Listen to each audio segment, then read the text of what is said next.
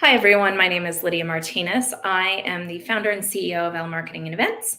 And today I wanted to talk to you about how to track your marketing results. This is really, really important. It tells you if what you are doing is working or not. There are a couple of different things that you look at. You look at kind of soft results, which are, likes, reach, analytics, all of those different things, where you can kind of see, what it is that happened. And then there are hard results, clicks, buys, purchases, all those different things come together to be really, really effective in, letting you know what's working and what's not. So one of the things you want to start out with when you are working on, tracking your marketing results is you need to start with getting a baseline. You need to know where you're at right now.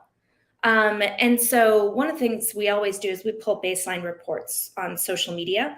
So we'll look at things like how many fans do we have of the page? How many likes are we getting on average?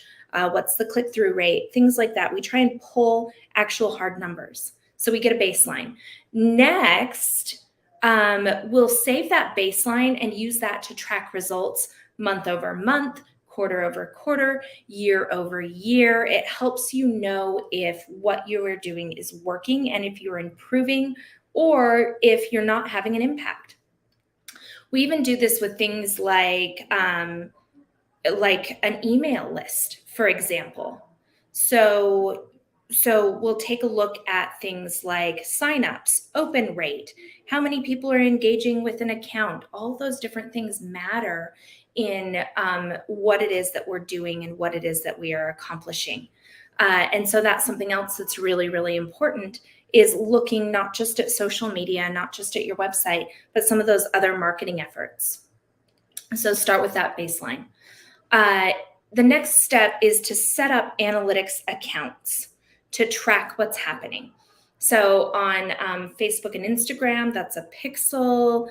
There's tracking tools in LinkedIn for businesses. There's tracking tools on, TikTok and Pinterest. Make sure that your analytics accounts are set up and that they are connected to each other. The big one, especially for a website, is Google Analytics. So making sure that you can track what's happening on your website, who's landing there, where they're bouncing, all of those different things. They make a big, big difference.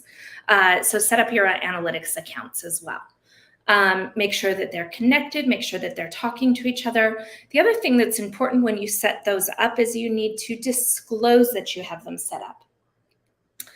So you need to have a privacy statement on your website, for example, and letting people know that you are actually tracking them on your website with Google Analytics, with your Facebook Pixel, things like that. So be aware of that as you're setting up your analytics accounts and connecting them to all of your digital properties.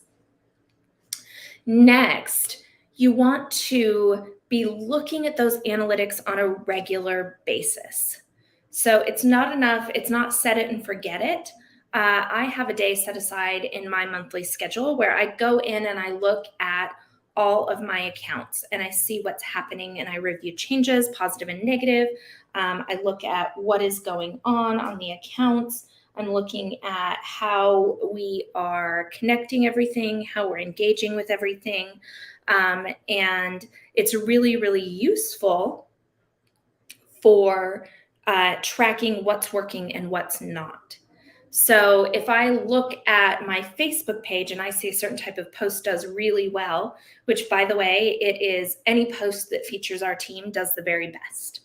So that tells me that I need to post more of that type of thing. I'll look at my analytics and see that live streams, while we don't necessarily have a ton of people watching live, they perform really well later. So set up your analytics.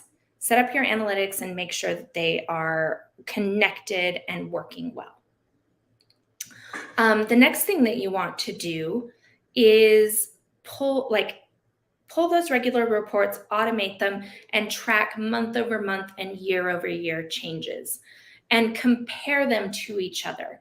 So you can take a look at your Facebook report and say, oh my gosh, I had 45 people clicked from my Facebook page to my website this past month. That's fantastic. Now what happened next?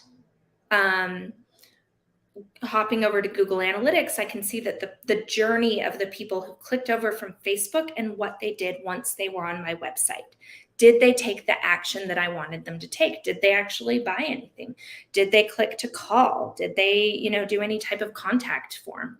So think about that when you're doing your analytics tools. Also, a lot of these analytics tools will hyperlink to other platforms. So CRMs, the client relationship manager tools, email marketing tools, they'll usually connect to those. A lot of times they will connect to a payment app like PayPal, Square, Stripe, all of those. So be aware of that so that you can track the customer journey all the way to purchase if you're selling things online.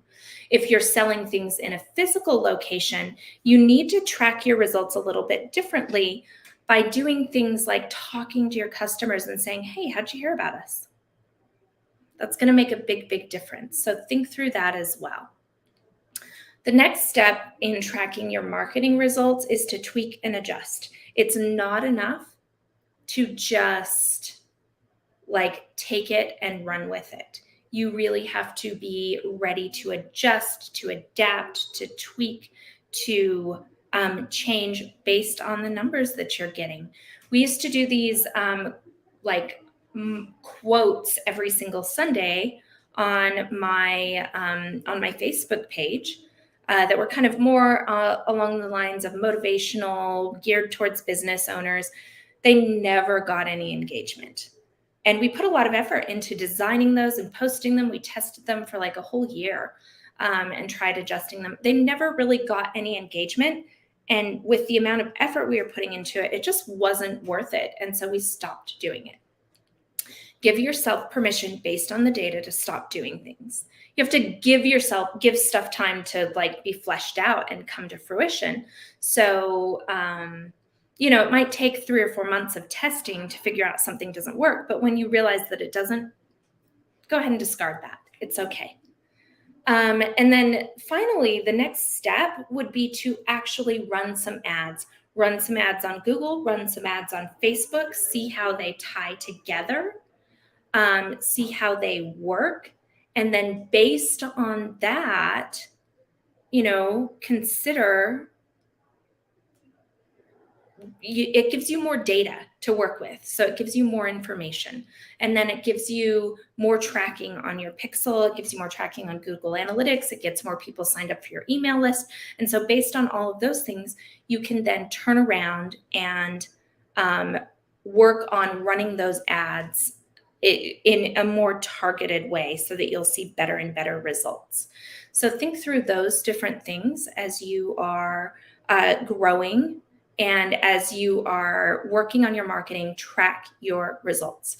If you need help figuring out how to do this or how to analyze the data or how to look at it and make marketing decisions based on your analytics, we have some fantastic offerings just for you to really help you hone in and understand your numbers, understand your marketing, and understand what you should be doing strategy-wise based on that information. If you have any questions, please reach out to us. We'd be delighted to help you. Thanks again for tuning in.